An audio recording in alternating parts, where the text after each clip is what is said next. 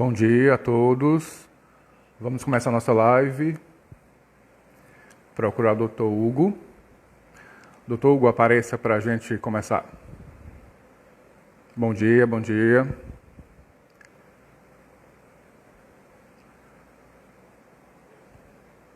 Bom dia para quem está entrando.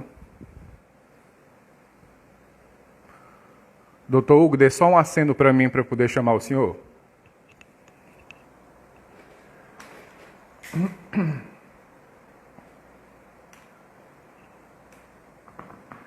Muita gente conhecida entrando. Um abraço para todos.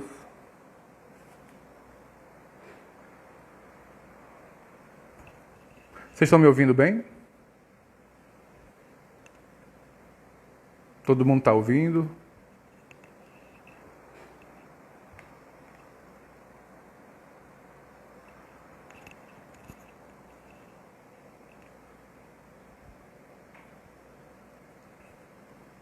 Ótimo. Valeu, Benevides. Dr. Hugo, acene para mim só para eu poder achar o senhor, por favor. Vamos mandando o aviãozinho para quem vocês conhecem para assistir essa live de hoje.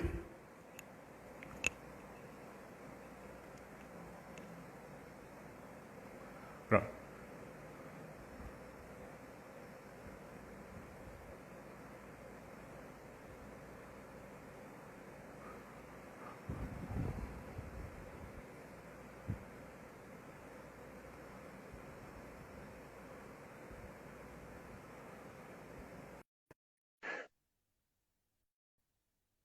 Vai entrar o Dr. Hugo agora.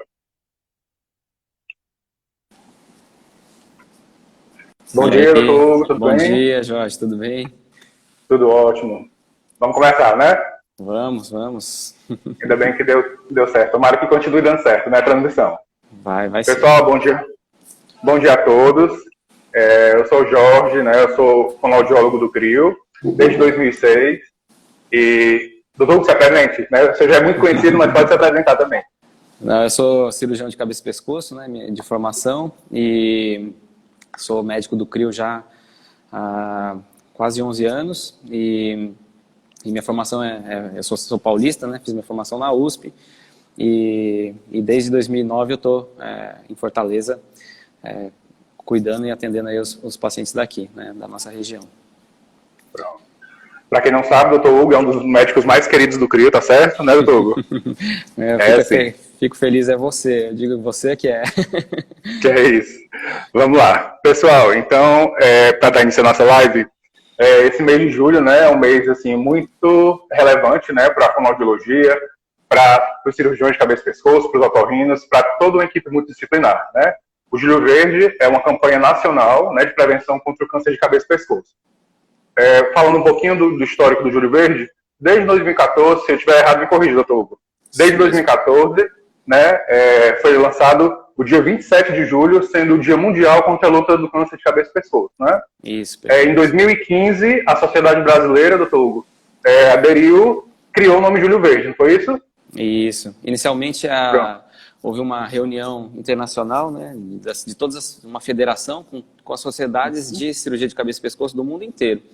E nessa reunião, sabendo do problema, né, e sabendo da importância e do desconhecimento das pessoas sobre o assunto, aí resolveu-se criar o Julho Verde no sentido de conscientizar as pessoas, né, sobre o câncer de cabeça e pescoço, principalmente porque ele é um tipo de câncer que ele é tempo dependente, né? Então, o fator tempo é muito importante. Então, por conta disso, se a gente perder o tempo correto, as consequências disso são muito sérias. A pessoa pode ter sequelas muito maiores, cirurgias muito maiores, né? E pode, eventualmente, pagar com a vida, que é o que a gente menos quer. Então, nessa ocasião, se reuniu lá, teve participação de atores internacionais, né? O Michael Douglas, que foi vítima de um câncer, né, da área da cabeça e pescoço, já avançado, nos Estados Unidos teve dificuldade de diagnóstico, mesmo passando com otorrinos e tudo mais, e aí também houve uma postergação, felizmente ele ficou muito bem, né, e isso ficou de lição, né, e ele ficou meio que um garoto propaganda dessa campanha, né, ele e a esposa, que é a Catherine Zeta-Jones.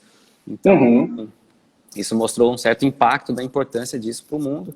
E a partir de então, né, as sociedades regionais, né, de cada país, de cada região, começaram a adotar medidas mais abrangentes para divulgar o Júlio Verde, né, compartilhar do mesmo jeito que a gente tem com câncer de mama, o câncer de próstata, que são mais conhecidos, a gente fazer o mesmo no mês de julho em relação ao câncer de cabeça e pescoço.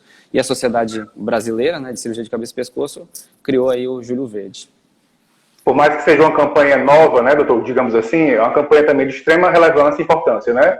De 627 mil, né, 600 e poucos mil casos novos de câncer que o INCA, né, faz uma estimativa, mais de 37 mil é só cabeça e pescoço, né? Então é um número bem alto, né? Bem assim, de impacto, né, na sociedade. Sim, tem uma importância muito grande, né? E eu sempre digo que, no fim das contas, é 1 a 1, né? Uma pessoa, né, que sofre por um problema desse, que sofre por um câncer de cabeça e pescoço, para a vida dela, aquilo vai ser impactado para sempre. Então, quando a gente vai falar assim, né, desse tipo de coisa, a gente, é claro, leva em consideração o impacto no número de pessoas que são afetadas e tudo mais, mas a gente sempre tem que lembrar que é individual. Se eu tiver uma coisa desse tipo, para a minha vida, aquilo vai mudar demais. Então, se eu puder tomar, se eu tiver consciência do que pode acontecer e puder tomar alguma atitude no sentido de, primeiro, evitar, né, de evitar os fatores de risco, e segundo, de saber como é que se faz um diagnóstico precoce para poder evitar que o tempo passe e a doença avance e as consequências sejam piores, né? Isso. Só para a gente, antes de adentrar mesmo no nosso tema, doutor Hugo, só para terminar, junto com a Sociedade Brasileira de Cirurgia de Cabeça e Pescoço, também temos a CBG, né, essa Associação de Câncer de Boca e Garganta. Então, desde 2006, a Sociedade Brasileira, junto com a Associação de Câncer de Boca e Garganta, estão levando à frente essa campanha do Júlio Verde, né, que é tão importante, né, como o doutor Hugo falou, trazendo toda essa questão de sensibilizar a população, né, dos fatores de risco, os principais sinais e sintomas, para a pessoa identificar o quanto antes o câncer de cabeça e pescoço. Doutor Hugo, bem rapidinho, né, para a gente não perder muito tempo. Certo. Câncer de cabeça e pescoço, a população deve ficar, né? É um tipo de câncer só, né? Câncer de cabeça e pescoço é na cabeça, é cerebral, né? Então, assim, explica bem detalhado, bem resumido como é que é esse câncer de cabeça e pescoço. Que grupo é esse, né? Isso, é importante, para começar, para a gente se situar sobre o que a gente está falando, né? Quando vem esse nome câncer de cabeça e pescoço, as pessoas podem pensar que é alguma coisa no cérebro, né? Alguma coisa desse tipo. E a gente tem que dizer logo que não é desse tipo de tumor que a gente está falando, tá?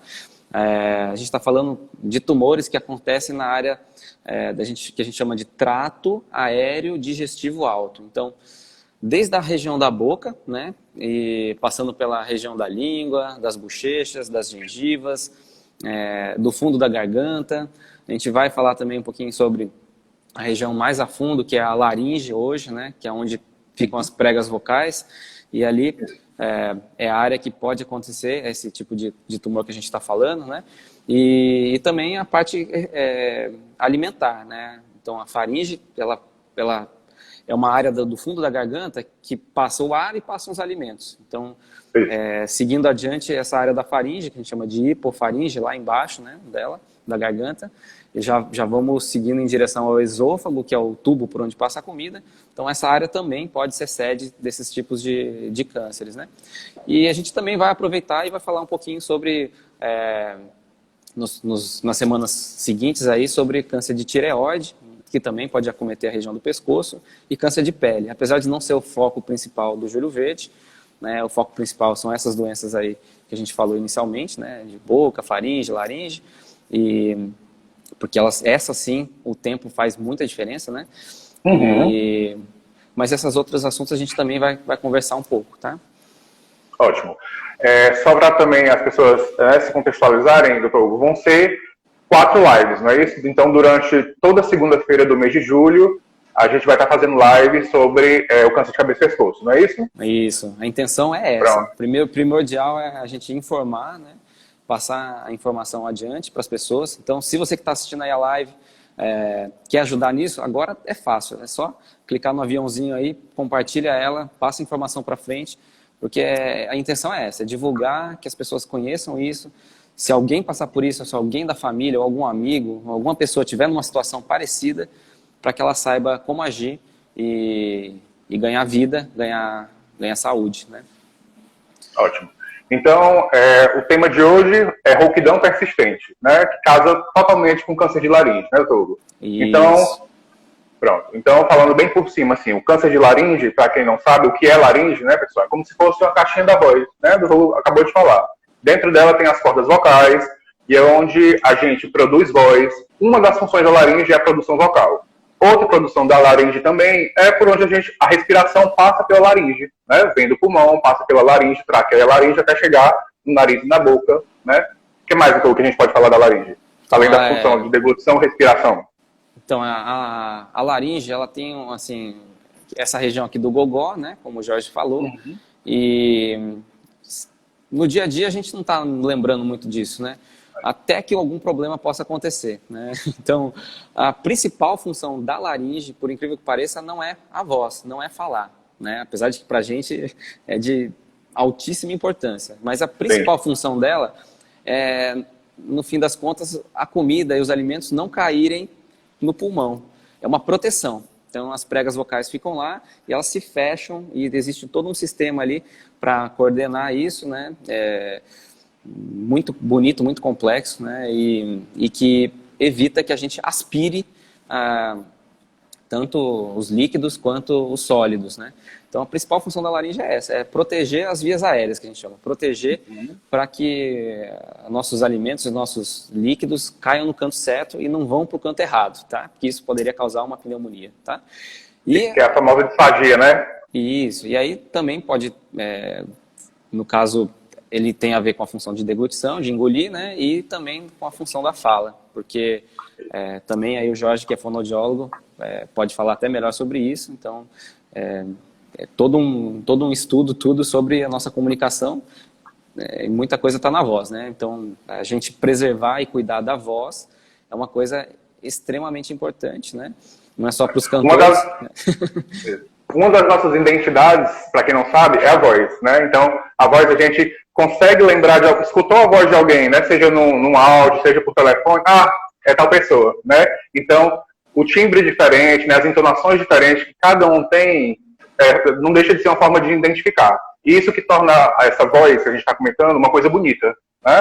Então, indo para a área da voz profissional, né? O quanto é bonito de se ver um cantor que canta bem, né? Que é afinado, né? Um jornalista que fala bem, um ator que desempenha um papel bom na novela, né? Então, se ele não tivesse esse recurso vocal eficiente, né? Ele não faria sucesso, digamos assim, né? Então, vocês estão vendo o quanto é importante, né, a laringe. Sem a laringe não existiria essa voz. A gente vai falar um pouquinho de pacientes que retiraram essa laringe devido ao câncer. Aí vocês devem perguntar, Jorge, eles ficam sem voz? Ficam sem voz, mas tem forma de reabilitar. A gente fala já, tá bom? Isso. Então vamos. Doutor Hugo, então, vamos. Os principais sinais e sintomas de um câncer de laringe. O que a pessoa poderia identificar, né? Estou sentindo tal coisa, ou meu pai, minha mãe está sentindo alguma coisa. O que a gente poderia identificar como um possível sinal de um câncer de laringe? Então, quando a gente pensa nisso, né, a gente tem que pensar na anatomia. Então, a região ali, o que tem? A gente tem as preguinhas vocais, que são muito próximas, né, e elas é que fazem a movimentação ali, a movimentação delas é que vai contribuir com a voz. Então, qualquer coisa esquisita, fora do normal, que esteja crescendo em cima de uma prega vocal, a primeira coisa que vai modificar ali é a voz, tá? Então, a gente vai, quando chega pra gente, a pessoa vai chegar com uma rouquidão, disfonia, que a gente chama, né, medicamente falando. E rouquidão, quando a gente está gripado, resfriado, quando gritou muito, usou muito a voz, né, é uma rouquidão. Abuso vocal. Abuso da voz, né, usou ali demais, aquilo ali vai acabar passando, né, então, em poucos dias, né, ou às vezes com o uso do anti-inflamatório, ou com repouso, e descansando a voz recupera. E quando que a gente tem que estar mais preocupado? Então, quando a pessoa tem esse sintoma de rouquidão, ou então de dificuldade para engolir, dor para engolir, né? Porque a parte da comida está ali do lado. Então, esses sintomas são meio casadinhos, dependendo do lugar onde o tumor apareça. Se é mais no lugar da voz, é rouquidão. Se é mais no cantinho ali onde passa a comida, é mais dor e dificuldade para engolir, né? Sensação de entalo, Falta de ar, né, doutor?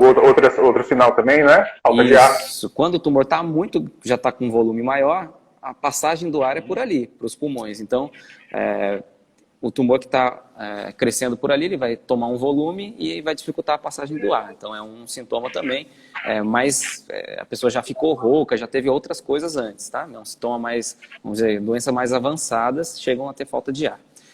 E o que a gente alerta no Júlio Verde, o principal recado de hoje é justamente essa rouquidão que passa passou uma semana, passou 2 semanas, opa, já é uma coisa que basta, né? Não dá pra gente ficar mais de olho só na rouquidão. 2, 3 semanas tem que ser visto por um médico.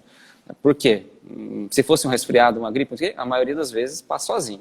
Não tô querendo dizer que toda rouquidão que passou de 2, 3 semanas seja um câncer de cabeça e pescoço. Não, não é isso. Uhum. Mas ele tem que ser avaliado pelo médico, por causa dessa questão do tempo, né? Ali é uma região muito delicada, muito pequenininha. Se passar muito tempo, o tumor começa a ficar invasivo, começa a atingir a musculatura profunda ali das pregas vocais. E aí, os tratamentos começam a ser mais...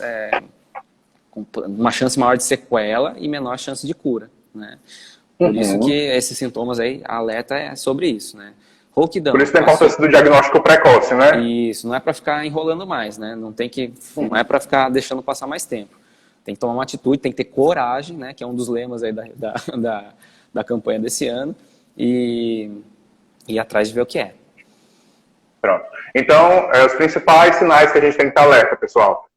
Dificuldade de engolir, certo? Engasgando com comida, por exemplo. Rouquidão, que não passa entre 15 e 21 dias. E falta de ar. Esses são os 3 principais sintomas, não é isso, doutor Hugo? Isso mesmo. Quais profissionais tem que procurar, doutor Hugo, se sentir isso?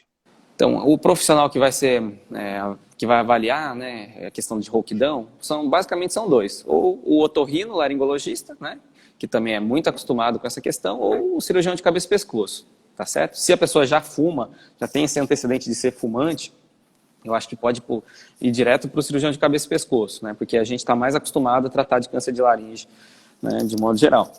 Enquanto os otorrinos cuidam mais de doenças benignas, né? Calo, de prega vocal, a fenda, que é quando tem uma passagem que a voz fica mais soprosa, né? Pessoas que usam muito a voz, né? Aí a gente já vai para um enfoque das doenças benignas da voz. Mas quando a pessoa tem fatores de risco, né, que a gente pode falar, aí a atenção é mais direcionada ao cabeça e pescoço. Muito bom. Doutor Hugo, sobre fatores de risco, né, as principais causas que pode levar a pessoa a desenvolver esse câncer de laringe, né? O que seria? Isso, então assim, o principal a gente já falou, né? É o tabagismo, o cigarro. Quando a pessoa fuma, o cigarro vai afetar desde a boca, do lábio, e aí ele vai seguindo o trajeto da fumaça, né? Toda a região da boca, língua, bochechas, céu da boca, debaixo o soalho da boca, a região mais posterior, que já é a faringe, e depois o que acontece? A fumaça ela vai em direção ao pulmão, né, quando a pessoa está aspirando. E aí a laringe ela funciona como uma ampulheta, ela afunila, a fumaça ela vai se afunilar para aquela região onde estão as preguinhas vocais. E ali é uma região muito delicada, muito estreita, e a fumaça vem quente ali, né, cheia de aquelas substâncias nocivas, e ela vai acabar causando mutações nas células, né, e que podem levar a um câncer de cabeça e pescoço. Além disso, outro fator que é também muito importante, ele tem um efeito sinérgico, que a gente chama, se a pessoa faz isso junto com o cigarro, ele potencializa o efeito do cigarro, que é a bebida alcoólica. Então, a bebida alcoólica, na verdade, ela limpa a mucosa, né, ela abre espaço para o cigarro poder agir, além de causar, é claro, essas mutações, de destruir o DNA da célula, de machucar a célula, e isso, a pessoa fazendo isso como um hábito, né, isso é muito agressivo para todo o corpo humano, né, não é só para a região da cabeça e pescoço, mas são 2 dos principais fatores de risco. E, o outro fator de risco que vem ganhando força a cada dia que passa, um vírus de transmissão sexual, que é o HPV, que as pessoas já devem ter ouvido falar muito mais em relação ao câncer de colo de útero, né, transmissão sexual, mas que pode acontecer também na garganta, na região da cabeça e pescoço. E aí o HPV ele pode gerar câncer por ali, né, na região. Do mesmo jeito que causa na região do colo do útero, no pênis, na região genital. E hoje em dia também a gente já tem vacina para o HPV. Então, além de não fumar ou parar de fumar, não beber ou beber com moderação, né? Tudo isso a gente está no nosso controle. E o HPV também, né? O HPV a gente pode usar proteção física, né? Barreira física, e tem as vacinas tem as variantes que causam mais câncer. Tem vários tipos de HPV. Algumas delas causam mais verrugas benignas e outras causam câncer, tanto de colo de útero quanto de cabeça e pescoço. Então, já é medida pública a vacinação de adolescentes, né, antes de entrarem na fase de atividade sexual. Então, um pouquinho antes acontece a vacinação, para que na hora que entrar eles já estejam protegidos. Para os adultos que já iniciaram a vida ativa, então aí a relevância da vacina é menor, que pode ser que a pessoa já tenha entrado em contato com esses vírus e aí não teria um grande benefício. Tá? Mas cada vez mais mostram-se evidências de que a vacinação ajuda a evitar o câncer de cabeça e pescoço também, né? Não só o câncer de colo de útero. Então esses são os principais fatores, né, de risco. Além disso, é claro, a gente tem outros, né? Mas, por exemplo, a higiene oral, né, cuidado com os dentes, com a boca, a limpeza, né, a ingestão de frutas, legumes, verduras, que elas acabam limpando a boca, tem esse efeito, enquanto alguns fatores são de risco, né, a gente tem outros fatores protetivos, de proteção. Se a gente diminuir os fatores de proteção, o risco aumenta. Então, a gente tem que mexer na balança dos dois lados, né, aumentar os fatores de proteção, os fatores positivos, e diminuir aí os fatores de agressão para que a gente possa evitar um câncer de cabeça e pescoço da laringe. Pronto, então uma alimentação saudável, exercícios físicos também ajudam a prevenir, né, Togo? Sim, perfeito. Aí entra como um jeito de prevenir que você está cuidando da sua saúde de modo geral, global, vai também impactar a área da cabeça e pescoço, com certeza, né? Doutor Hugo, depois que o paciente ele passa pelo médico, né, quais os principais exames que podem fazer o diagnóstico desse câncer de laringe? Né, os principais. Quais seriam?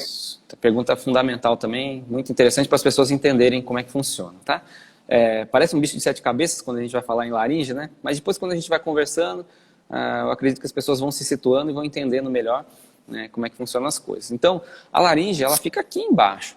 Para a gente poder ver alguma alteração ali, se você abrir a sua boca e olhar na frente do espelho, você vai ver que a tua visão, teu campo de visão não consegue enxergar além do fundo da língua. Então, a gente não consegue visualizar as pregas vocais sob visão direta, só olhando diretamente, abrindo um exame físico, né, da boca, da orofaringe.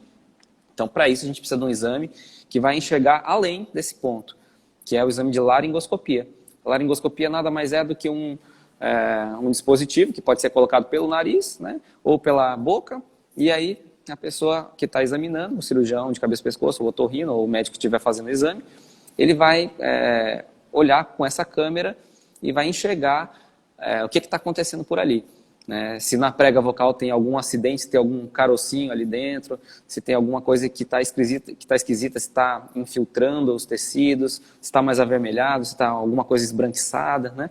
A gente sabe que tem algumas alterações que podem levar a um inchaço ali da região, que não é câncer de cabeça e pescoço, mas podem, ao longo do tempo, se degenerar e virar um câncer. Então, o exame de laringoscopia é o principal exame, né? E é um exame rápido, é um exame tranquilo, né? Tem gente que tem um pouquinho mais de náusea, tem um reflexo de náusea maior, mas a gente pode usar ali, a gente usa os anestésicos para espera um tempo maior para que aquilo ali melhore, né? Se pela boca a pessoa não tolera muito, pode ser feito pelo nariz também, é um exame muito tranquilo.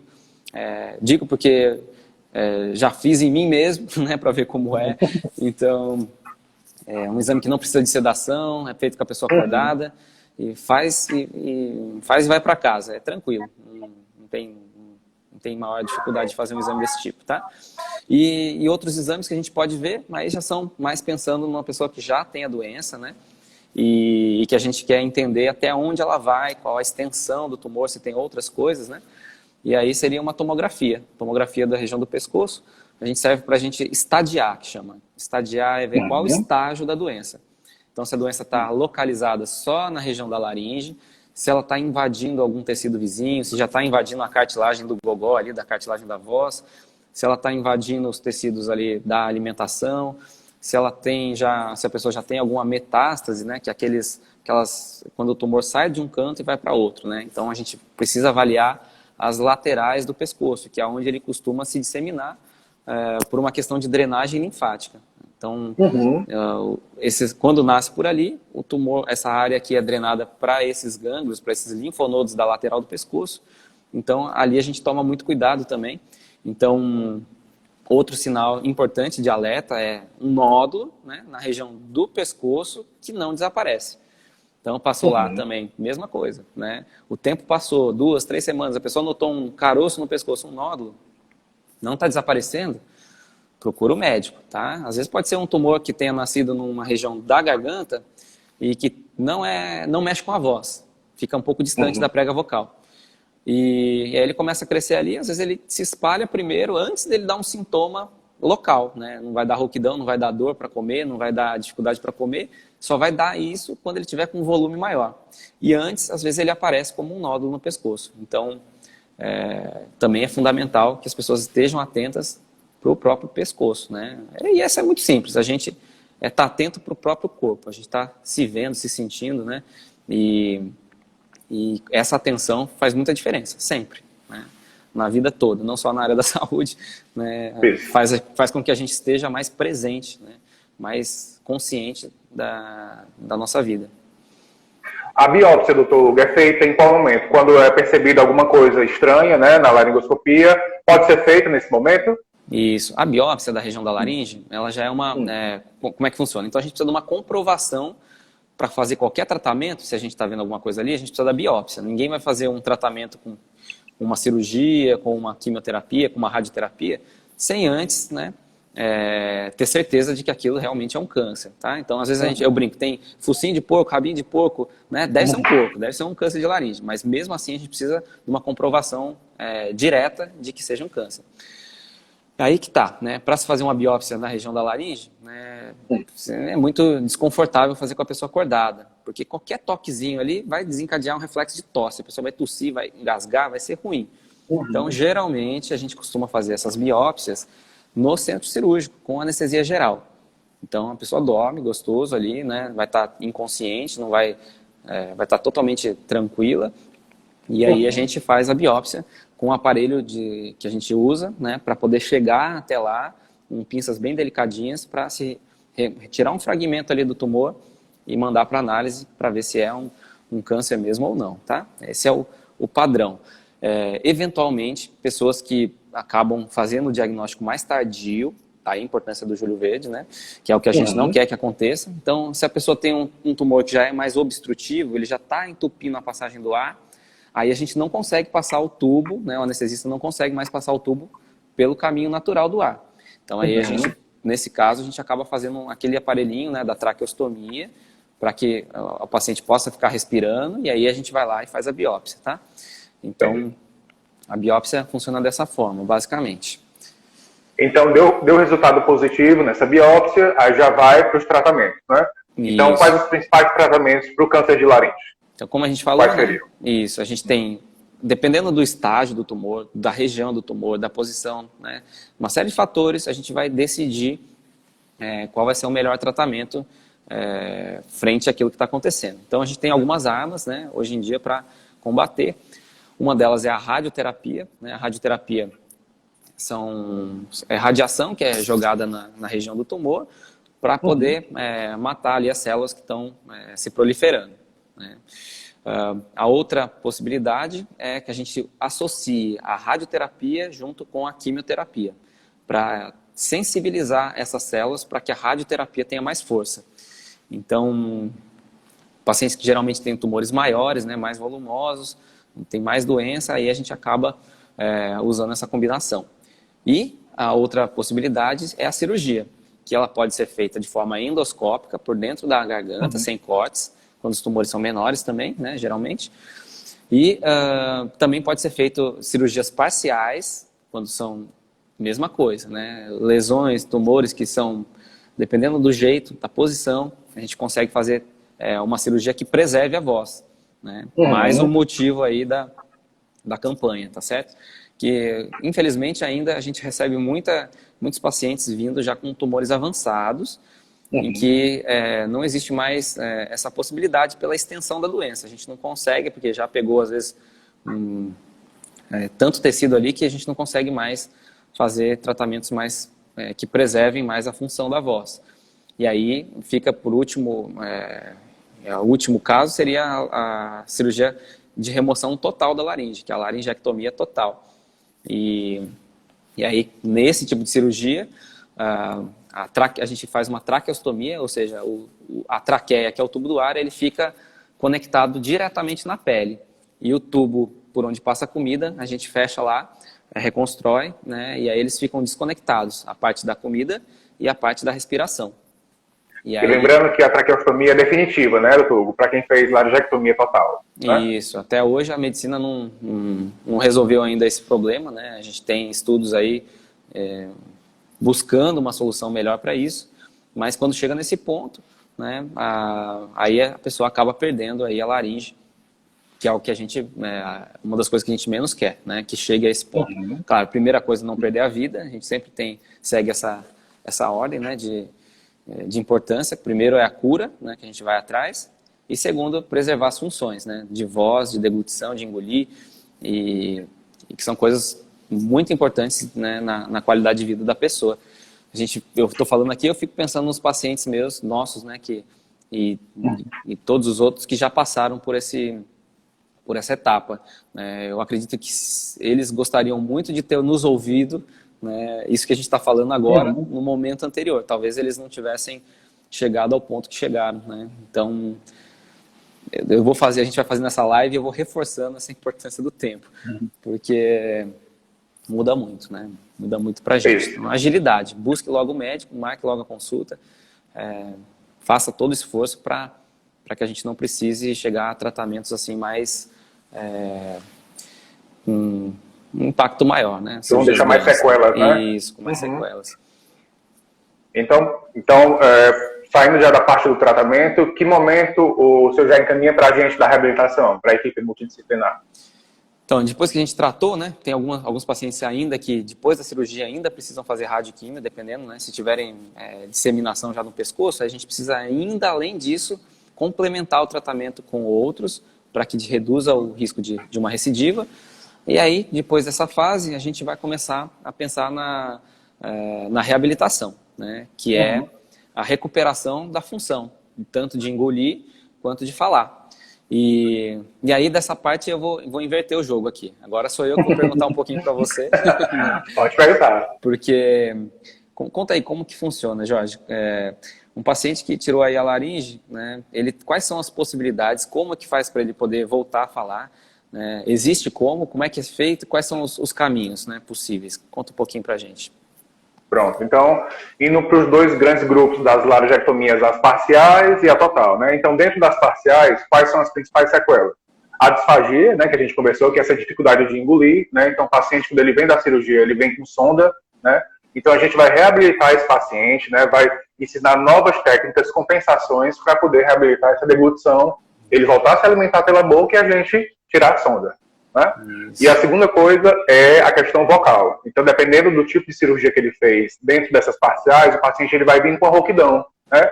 Ou leve, ou moderada, ou severa. Então, dependendo também do que foi feito na cirurgia, a gente também trabalha para a cirurgia específica que o paciente fez. Então, cada terapia é personalizada para cada tipo de cirurgia. Certo? Então, como foi retirada, dependendo de que estrutura foi retirada, tem paciente que vai ter mais ganho, que a voz vai ficar de melhor qualidade, e tem uns que realmente vão ficar de pior qualidade. Mas sempre pensando no resgate da função. Né? Só o paciente conseguir voltar a se comunicar, né, conversar com a sua família, já é tão importante, né? Só o paciente conseguir voltar a se alimentar pela boca de novo, tirar a sonda, né? Paciente que fez laringectomia parcial, geralmente também, ele vai tirar a traqueostomia, né? Ele vai voltar a fechar o pescoço bonitinho, vai respirar de novo pela boca e pelo nariz. Isso. Indo para a laringectomia total, realmente aí já é bem diferente. É um paciente que ele vai colocar a sonda na cirurgia, mas ele já chega para a gente ou sem sonda ou com pouquíssimo tempo ele já tira a sonda. Né? Então, assim, a dificuldade de engolir, ela não vai ser uma função que vai ter muito prejuízo na laringectomia total. Tem pacientes, né, que por outros motivos possam vir a ter, mas não é comum. Porém, a voz, imaginem, foram retiradas todas as pregas vocais, as cordas vocais, o paciente perde a voz total, né? Entretanto, a gente tem técnicas, né, de como esse paciente ele pode se reabilitar e reaprender, adquirir uma nova voz, uma nova forma de comunicação. Quais são as 3 principais? A voz esofágica. O que é voz esofágica, Jorge? É a voz através do erupto, do arroto. Então, o paciente, a gente ensina ele a arrotar para ele conseguir produzir sílabas, palavras, pequenas frases e assim vai. Como a gente está aqui na live, não tem como explicar muito, né, detalhado, porque realmente é uma conversa bem aqui informal. Sim. Mas existe essa voz esofágica, que é a voz do arroto. Temos a laringe eletrônica, que é um aparelho que é colocado aqui nessa região, né, entre o pescoço aqui, e a região submandibular, onde ela vai produzir, vai fazer vibrar toda a estrutura, né, que tem por dentro do pescoço e da boca, e ele vai articular e sair o som como se fosse um som de robô. Audivelmente, não é tão bela a voz, mas o paciente, as pessoas conseguem entendê-lo, que é o mais importante também. Né? Isso, perfeito. Terceira coisa, pronto. E a terceira é a prótese traqueosofágica, que é um dispositivo que é colocado, pode ser colocado no momento da cirurgia ou depois da radioterapia, não tem problema. Onde esse paciente vai conseguir produzir aquela voz do arroto que eu falei de maneira bem mais fácil, né? Então, porque o ar, ele vem direto dos pulmões, faz a parede do esôfago vibrar, entra pela prótese, faz a parede do esôfago vibrar, produzindo essa voz esofágica. Então, a gente tem essas 3 possibilidades de reabilitar a comunicação do paciente. A voz fica igual ao que era antes? Não. Porém, ele consegue voltar para o convívio familiar, consegue conversar de novo com os amigos, com a família. Então, para a gente é uma alegria muito grande quando o paciente ele consegue se reabilitar. E hoje em dia existem insumos, né, produtos que esse paciente pode usar para fazer o papel do nariz nessa traqueostomia que a gente comentou que era definitiva, que são os filtros. Né? Então, esse paciente, ele, todo dia, ele tem que trocar esse filtro para poder, o ar que ele inspira, né, entre aquecido, né, filtrado, umidificado. Então, é bem legal. É assim, um trabalho que eu amo fazer. É isso. Eu tentei resumir o máximo. Isso, é importante. Já, assim, para quem nunca entrou em contato com esses termos, com essas coisas, né, pode parecer esquisito tudo isso, né? Isso. Mas, na verdade, assim, quando a gente faz uma laringectomia parcial, a gente remove um pedaço importante ali da região da caixa da voz, e o que pode acontecer é que, por essa mexida, a comida e os líquidos podem caminhar por um caminho que não é o certo, né? Aquela função de proteção da laringe, lembra que a primeira coisa que a gente falou, proteger para não ir para o pulmão, ela fica danificada, em partes pelo próprio cirurgião, que na hora de tirar o tumor. E aí o papel do fonoaudiólogo é ensinar o paciente a não engasgar de novo, a defender para que a comida e o líquido não tome o rumo errado. Então, apesar de ser uma cirurgia menor, né, a gente está preservando a laringe, é mais chatinho para poder reabilitar. Então, ele vai ter mais trabalho para ensinar essas manobras e uma hora o paciente vai aprender e vai conseguir seguir adiante, a maioria das vezes. E a laringectomia total é aquilo que o Jorge falou, né? Então, a gente tira a caixa da voz, mas a gente cria um novo jeito de falar. Então, a comunicação, se fazer entender com a voz é uma coisa muito importante e é isso aí, é fundamental, uma das preocupações, né? A gente tem muitos pacientes laringectomizados totais, que são exemplos, né, de boa reabilitação, né? Paciente que tirou toda a laringe e que canta em coral, né? No Brasil inteiro aí a gente tem esse programa de coral de laringectomizados, né? Então, tem o paciente que pula de paraquedas, né? Então, a gente pode ver que a reabilitação, ela acontece e a pessoa pode ter uma vida incrível, né? Mesmo depois de uma cirurgia desse porte, né? Uma sequela desse tipo, é possível se viver e ter uma boa qualidade de vida e tudo mais. Mas nós estamos aqui agindo no momento anterior a isso, né? Para quem já teve, a gente tem que dar esperança de como reabilitar, e para quem não teve, né, a gente tem que dizer que é importante cuidar logo, para que não chegue nesse ponto, né? São os dois caminhos aí. É isso. Acho que de reabilitação, né? Acho que a gente falou bem. O que mais que a gente poderia falar? Eu acho que a gente passeou em todos os assuntos aí, prevenção, como os fatores de risco, os sintomas, diagnóstico, reabilitação, né? No meu roteiro aqui a gente passou por tudo. Ótimo. Por tudo aqui. Maravilha. Viu? Então, doutor... então, deixa eu só antes de a gente finalizar, pode falar, uma pergunta aqui da Joseni. Ela perguntou aqui, quem teve câncer de tireoide, essa pessoa pode desenvolver um câncer de laringe? Na verdade, pode, tá? Quem tem laringe pode desenvolver câncer de laringe. Não que o câncer de tireoide tenha relação direta com a laringe. Um câncer de tireoide, para ele afetar a laringe, é uma situação, assim, olha, isso aí é raríssimo. É um câncer muito avançado da laringe, da tireoide, que cresceu, a tireoide fica abaixo do gogó, né? São muito próximas, né? Uma da outra, né? Tumor muito agressivo para poder pegar a laringe, tá? Então isso aí é raríssimo. E se a pessoa tirou a tireoide, se ela continua exposta aos fatores de risco, fumando, bebendo, né, HPV, etc., claro, sim, ela pode desenvolver um câncer de laringe. Isso são coisas independentes, né? Tem mais alguma pergunta? Eu passei aqui, acho que de pergunta, acho que foi essa mesmo, assim. Se alguém tiver... Tem pessoas aqui falando sobre câncer de boca. Câncer de boca, pessoal, a gente vai ter uma live só para câncer de boca, tá bom? Então, toda segunda-feira, 10h30, voltem aqui pro nosso ao vivo, que a gente vai falar sobre isso também. Na próxima semana deve ser câncer de boca e faringe, né? Nós vamos falar um pouco de língua, de boca. E aí, na sequência, câncer de pele, provavelmente, né? E, por último, câncer de tireoide, na última semana. E a gente ficou muito chateado aí, né, com a questão do Covid e tudo mais, né? Em relação à possibilidade da gente fazer o nosso mutirão do CRIO, que já é tradicional, né? Desde que existe o Júlio Verde, a gente está... eu fico muito feliz disso, porque é uma ação que ela tem um impacto na mídia, ou seja, ele divulga bem, ele tem um impacto direto, porque as pessoas são triadas, são atendidas por nós no CRIO, né? E isso se disseminou para o Ceará, assim, outras instituições começaram a fazer também, né? Então, fico muito feliz de ter pego, né? De essa coisa de fazer o mutirão ter virado uma rotina. E aí, por conta da gente estar nessa fase do Covid, a gente ficou muito preocupado de a gente não conseguir fazer esse mutirão. Mas a gente está trabalhando para que a gente faça sim, né? A gente vai... Estamos entendendo ainda como é que vai ser feita a logística para se fazer como se fosse uma triagem online, usando a telemedicina como uma ferramenta para a gente identificar aqueles pacientes que estão num risco maior de ter alguma coisa. E aí a gente faria um mutirão, né, por volta do dia 27, que é o dia internacional, não sei exatamente, deve ser provavelmente num sábado mais próximo desse dia. E aí a gente vai convidar também quem puder estar junto. É claro, a Débora está dizendo que nós residentes também sentimos muita ausência dessas atividades. Então, a gente acredita que a gente vai conseguir fazer de uma forma mais organizada, mais limitada no número de pessoas, para que não haja aglomeração nem nada, né? E respeitando todos os cuidados que se tem que ter hoje, que a gente tem numa consulta tradicional.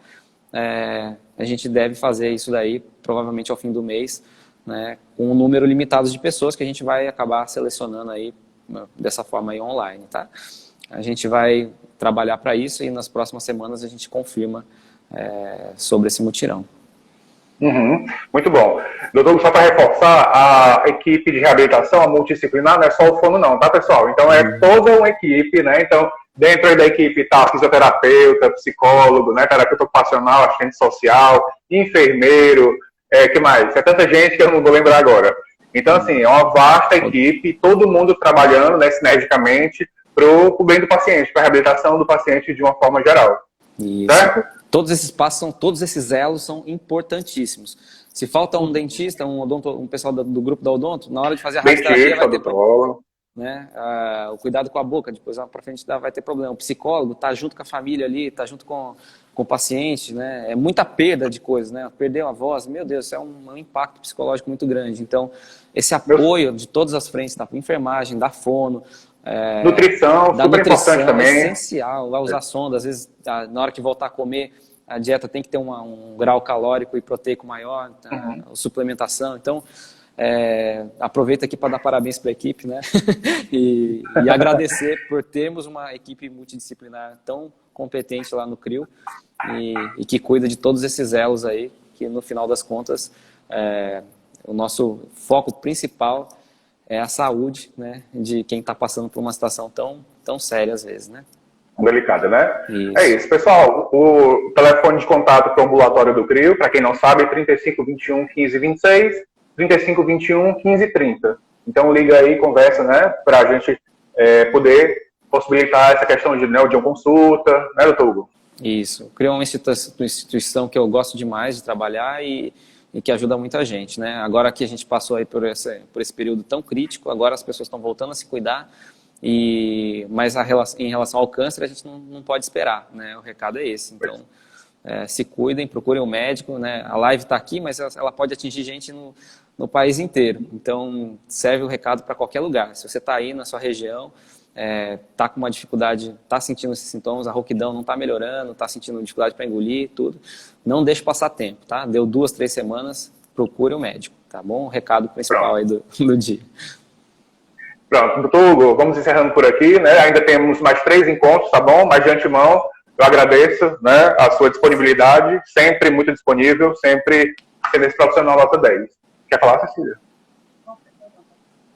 Vai salvar?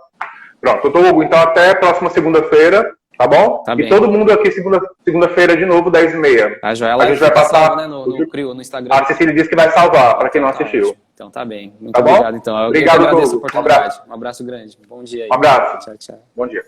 Tchau, tchau.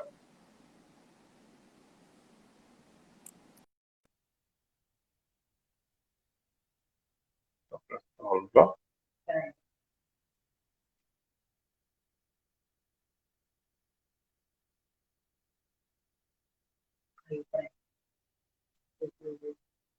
Então, tá bom. Eu encerrar, não vai.